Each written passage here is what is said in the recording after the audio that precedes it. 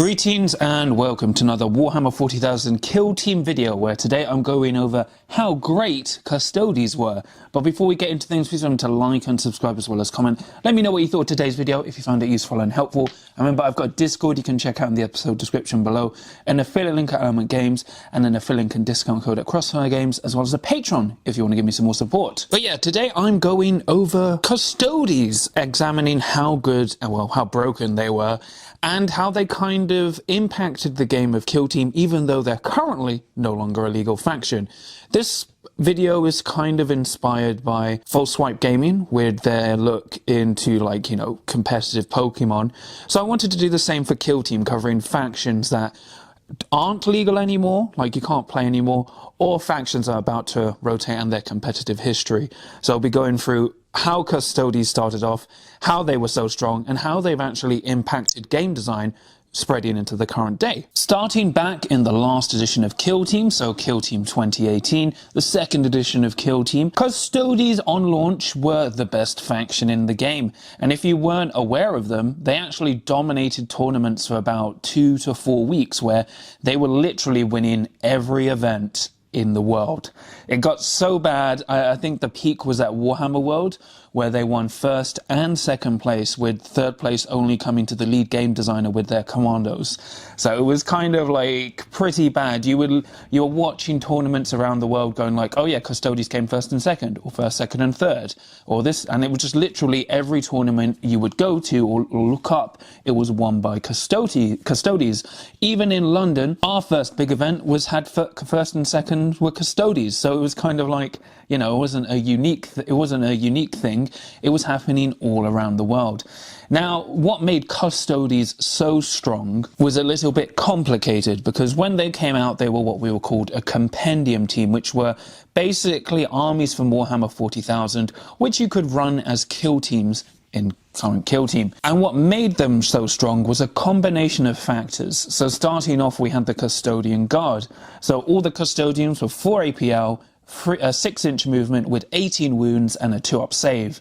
Now you could either give them a Guardian Spear, which would have the ranged and shooting profile, or more commonly the Sentinel Blade, which had the weaker power sword and bolt gun, but gave you a 4-up invulnerable save. The other thing with this, they also had the Emperor's Chosen ability, which basically let them ignore being injured, as well as APL changes. Combined with being 4 APL, this already made them incredibly strong, because it means they could have charged, fought, shot, and then done a mission action, and they would out-contest Space Marines. They also came with Sisters of Silence, who were less problematic, just being 8-wound Space Marines, generally either having a power weapon, which was the Executioner Great Blade, a flamethrower, or a bolt gun. They had the Psychic Abomination rule, which meant they were immune to psychic powers, and enemy operatives within 6 inches couldn't perform psychic actions. So nothing too stand out there. With Kill Team composition, if you went pure Custodians, you could run 4 Custodians, which gave you access to Seek and Destroy and security, or you could take 2 Custodians and then 5 Sisters of Silence, which then allowed you access to Recon, which was incredibly good, because one thing that has stood the test of time for Kill Team is that Recon has been the best archetype. But still, that wasn't actually the best thing that made them broken. Already we've established their 4 APL and they had a lot of wounds. If you ran a leader Custodes, they'd go to 19 wounds, but generally if you're running them with Sisters of Silence, you take the leader as a Sister of Silence, because then you have a 9-wound operative with 4 8-wound operatives and then 2 18-wound operatives. What really made Custodes incredibly strong and broken were their ploys. So their first ploy, which was incredibly broken, was actually Brotherhood of Demigods. So for 1 CP in its original wording, use this tactical ploy at the end of the firefight phase, or when it is your turn to activate an operative. Select 1 friendly Custodes operative, perform 1 free action. This does not count as an activation. Now, on first reading, this may not seem too powerful, but what this actually allowed a Custodes to do was any action. And what you commonly saw was a Custodes, before they activated, spended a CP to move 6 inches, then charged 8 inches, and then murdered everyone around them. Because this allowed them to sequence break, because it didn't count as during the activation, it allowed them to double up. So you could even move outside of your activation. Then when you activated at 4 APL, move, dash, and then double shoot again. So you had an incredible threat range. You had a Custodes who could charge 14 inches with a 1-inch threat range for their melee, which basically covered the entire kill zone. The only way you could be safe from this was hoping terrain was in the way, or staging back in your drop zone so you couldn't be charged turning point 1. There was a lot of broken things you could do with Brotherhood of Demigods, but the main thing was moving, charging, and double fighting.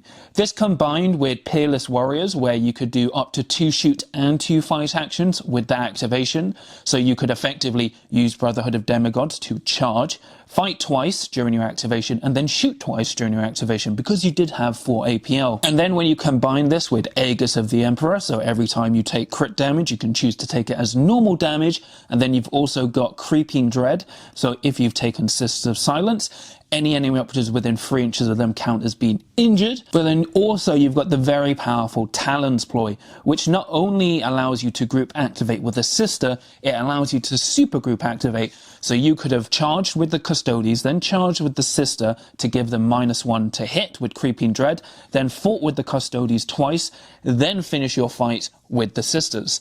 So it was incredibly efficient. No team had any reliable counter to this, because even if you had a melter gun, the Custodes had a 4-up invuln, so they could just laugh that off, and they would downgrade crit damage to normal damage, so I mean even piercing 2 plasma guns didn't really do that much damage. But the fact you could do Brotherhood of Demigods every turning point meant even throughout turning point 2 and 3 and 4, Brotherhood would just allow the Custodes to dominate the board. Because you could do all this sequence breaking in terms of doing like double charges, reposition and charge, it was way too good. And it's something we've seen quickly established, that you can't really do the same action twice outside of specific shoot or fight actions. The most we've seen Games Workshop allow since then was the double dash, but even that's been very rare. But that was the cornerstones of why Custodes were so broken. This just was too overwhelming for everyone to deal with. And then by the time we'd gotten tournament data, I believe when we went back in time to see all the data, Custodes were averaging like a 70% win rate, just dominating everyone, which quickly saw them nerfed about 2 months into the game's release. So after 2 months, Custodes saw a heavy hit. Brotherhood of Demigods was changed to, it allowed you to do at the end of the turning point a free fight action or an Overwatch action with your Custodes, which means now they could only do a fight action at the end of the turning point, or that extra shoot action at the end of the turning point, but a -1 to hit. So despite hitting on 2s on everything, they'd be hitting on 3s. And because it happened at the end of the turning point, it was more predictable and more managing for your opponent. The other big change is Custodes saw their APL drop from 4 to 3, which actually really hurt them quite a bit, because they were designed as a 4 APL team. Now you may ask, how did that actually happen in terms of original development? But the funny thing is, when I was at that Warhammer World event with, the devs in appearance, I actually told them about Brotherhood of Demigods, and they originally said, oh no, you can't do that, until I read out the rules for them. And then they realized, oh no, they'd actually meant an error, because they had actually written Brotherhood of Demigods doesn't count as an activation. It allowed you to do this sequence breaking. So then that was quickly changed, and we didn't see Custodes for a long time. They became like a nice fun pick, but that was until Kill Team Open with the launch of Into the Dark / Gallodark. So then when Gallodark hit, we actually saw a resurgence for Custodes, so Talons of the Emperor. And the main reason was for this, it's kind of interesting. I've had a lot of discussion with players, but the main thing is Compendium teams had an odd interaction with Gallodark as a whole. Because if you weren't aware, when you're playing Gallodark, you've got all these walls, doors. It's not that safe to hide from being shot, but the other main thing is you can't be shot until you engage. So it allowed a lot of really high power to melee teams and close range teams, which Custodes effectively were. So what they got in the benefit from Gallodark was you couldn't actually shoot them until they wanted to engage. So the main problem they had when you were playing on Octarius and other open maps is they would get shot, and they got past that in the first part of the game with Brotherhood of Demigods, allowing the Custodes just to go like, I'm just going to go for a sprint now. But when we had this second kill zone added, it allowed them to stage very easily. And then what made them incredibly strong was when you run 2 Custodes with 5 Sisters of Silence, because what you would do at the end of end of turning point 1, you would have a Custodes and sister or 2 on one flank and another on the other flank, and then 1 or 2 sisters in the mid. And then what would happen when you won initiative or on your first activation turning point 2, you would have popped a CP for Aegis of the Emperor, so you treat crit damage as normal damage.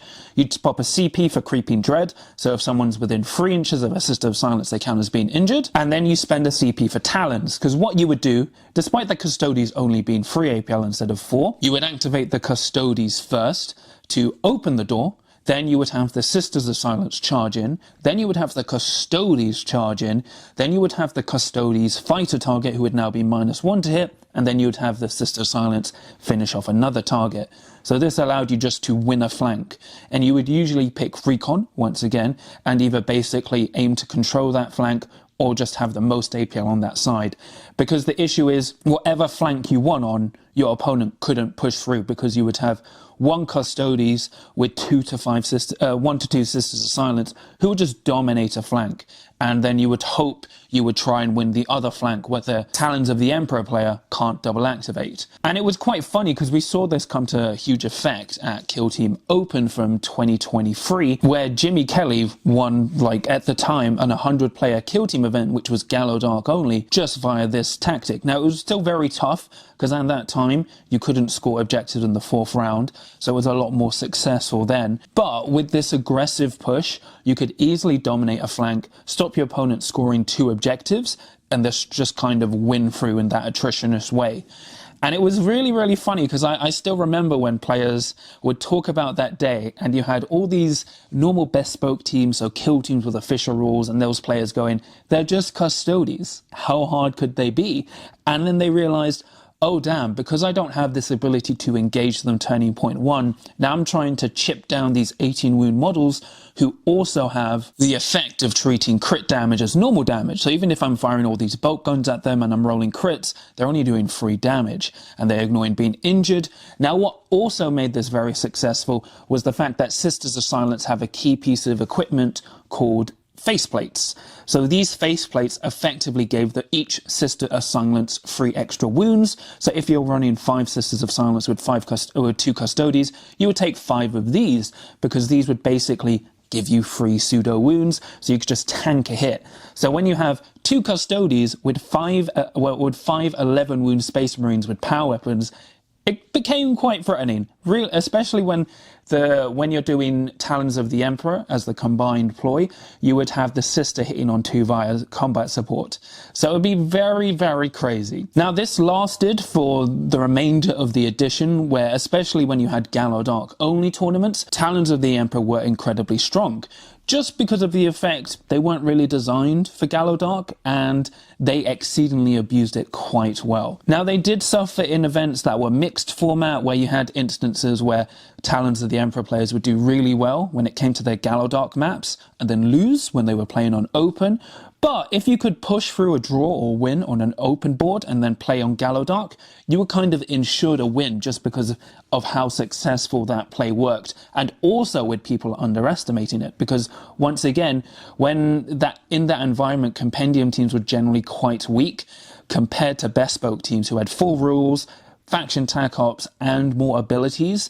So it was kind of doubling down on why you should never underestimate your opponent, no matter what team they were running. But it just showed how powerful Custodes were, where they were probably the most broken faction at the game that we've ever had in its first 2 months, and then even after their first big nerf, they still managed to find a new way to dominate the game, even if it was just by one specific kill zone, which turned out to be one of the most popular ways to play the game. So going on from this, what did Games Workshop actually learn from Custodes? Well, as you may have figured out, it's obviously not allowing broken factions like that to exist, but the main thing we've actually seen is they've severely kind of clamped down from having models with 4 APL. Now, there are instances where you can have models with 4 APL, most notably Tzeentch Legionary being able to spend a CP during the turning point to make one operative for APL, or operatives with free APL with a pseudo mission action, so they can do a mission action for 1 AP less, or for free,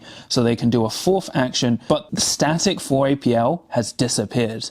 Probably because it was too powerful when it was combined with Brotherhood of Demigods, but this was kind of one change I hope they do backtrack on eventually, because I think it's an interesting design space having a 4 APL model, especially if it's not on a very tanky model or on a very small model team. But that was the biggest thing we saw. That was completely gone.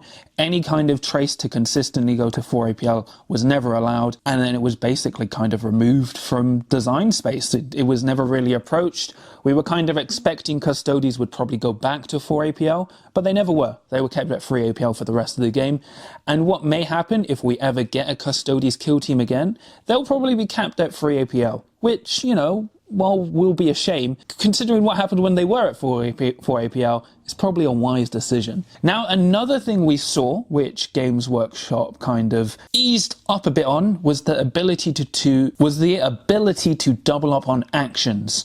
So this, when I'm talking about this means like doing the same action twice or more during your activation. So for example, no action is currently allowed to be done more than twice during your own activation. The only specific changes we have here are namely Space Marine teams who are allowed to shoot their bolt weapons twice per turning point, or can shoot twice, but one of those weapons has to be a bolt weapon. Double fight we've more commonly seen, but this has generally been reserved for Space Marines, as when we've gone into the new edition of Kill Team, only Space Marines can now double fight. A lot of operatives that could double fight can now only fight again against the same target. So not only have they made double fighting rarer, they've also kind of limited its application to kind of be a Space Marine thing, which may change as the game goes on. And we still got some operatives who can double fight, I believe just Felgor, but it's kind of one down because, for example, you've got the Hand of the Archon Crimson Duelist who used to be able to double fight, but now can only double fight against one target instead of two. We've also seen Games Workshop kind of eliminate the ability to, and then even when we've had instances of operatives being able to dash twice during their activation at a cost, that has actually mostly been removed and then instead been replaced. For example, you can dash in the strategy phase, but then if you dash in the strategy phase, you can't shoot, for example, with Corsairs, or you have it with Hand of the Archon who can still do it, but they still have to trigger from a kill. And then if they burn their pain token to now dash, they can't use it for anything else apart from rerolls. So even when it came to allowing sequence breaking with operatives doing double dashes, that's all been eliminated. And while that may be some kind of overreaction, I still think it's wise based on what happened with Brotherhood of Demigods, because that ploy showed how powerful it is when an operative or a kill team can consistently do the same action twice during its activation, even though Brotherhood of Demigods technically happened outside of their activation, which allowed the whole reposition charge things. Because it's interesting, I've even seen an instance where someone was creating fan rules and they added the ability for an operative to reposition and charge in the same activation, not really realizing the threat of an 18-inch charge, how problematic that would be. So it's not like it's entirely gone, but the ramifications of how powerful Custodes were have still affected the game as it comes today, which is a good thing. We should be learning from our mistakes. But if you've ever come to a kill team and wondered why they don't have 4 APL, or why only really shooting and fighting is the only double action allowed, you can kind of trace it back to Custodes and blame them. So overall, how great were Custodes? They were amazing. They were the best compendium team. They were at one point the best kill team in the game, winning the most events we've ever seen, to the point where they almost got world domination for how consistent they were. And even after they got nerfed, they still found a new niche for themselves a year later, dominating the game when it came to events that predominantly favored or had events set only in Gallowdark, where that enclosed environment allowed them to easily stage up Turning Point 1 and then pull off their devastating counterattacks or attacks without first suffering damage on the way in, which was what limited them after they got nerfed. But it's also a good example showing how powerful it is when you do allow operatives to repeat the same action during their activation or actions they're not normally allowed to, for example, a reposition and charge. Because you wouldn't think that's so damaging on paper, but when you have someone quickly cover 16 inches of the board in a single go, you can kind of see how problematic that can be. And then from that, you can also see how these effects had ramifications on kill team design, with effectively no permanent 4 APL model ever coming into existence after Custodes, and even now with Games Workshop continuing to crack down on abilities that allow you to do the same action twice during your activation, even if it's not too powerful when it comes to dashes, showing just how strong it is when you can double up on an action. But it was also a good showcase of how you should never underestimate your opponent. For example, while Jimmy Kelly did show the Custodes way and how powerful they can be, it did kind of remind people that just because someone's running a weaker team on paper doesn't mean they're actually not a threat. They could actually be a huge problem. But it was really, really fun, because even when it came to the London Grand Tournament, that was all Gallo Dark in, I think it was 2023, because that's when I ran all Custodes. And then, what changed then was they allowed you to score in the fourth turning point, you could score objectives, which kind of made it harder to grind out. So it was kind of like the perfect storm at that time. But it was still funny how a compendium team was able to dominate or keep up with very powerful / the majority of the bespoke teams. But this was just a fun little look at Custodes. While it's a shame Talons of the Emperor are no longer a kill team, at least for now, they could come back with the kill op being 5 models, as it kind of heavily hints we might get a Custodes kill team one day. But it was just a nice featurette looking back at one of the game's most powerful kill teams, seeing how they affected the meta, and then what ramifications they've had for kill team since then. I would plan to do more videos like this as time goes on, especially when kill teams go out of classification, especially those yassified kill teams, those year 1 classified teams. But that's pretty much it for me today. Please remember to like and subscribe as well as comment. Let me know what you thought of today's video. Did you find it useful and helpful? Remember, I've got a Discord you can check out in the episode description below, an affiliate at Element Games, an affiliate and discount code at Crossfire Games, and a Patreon if you want to give me some more support. And I'll quickly shout out my patrons. So for my adepts of the crew, I have Tom, Supercow, Sam, Nick, Mercenary Q, Mr. Meatwad, Lucas, Jeremiah, Graham, Fangzu, Draken, Dave Meets World, Darcy, Dan, Dad of Goldens, Chris, Amorphium, and then for my veterans of the crew, I have Samja and Mark. So thank you so much for all your support. It really means a lot to me and helps support the channel. But yeah, this may be my last video while I'm in America. Last time you can see the egg crit. I might record one more video, we'll see. I'm going to be back next week. But it's been fun having a nice break, which is why I kind of wanted to reminisce about the past of Kill Team. So yeah, let me know if you enjoyed it, and if you will, I'll probably be doing more, not regularly, but maybe one a month or something, because there's a lot of Kill Teams I can cover in this format. But remember, no matter how bad or well your Kill Team ages, there's always a chance to win, as long as you can roll a crit.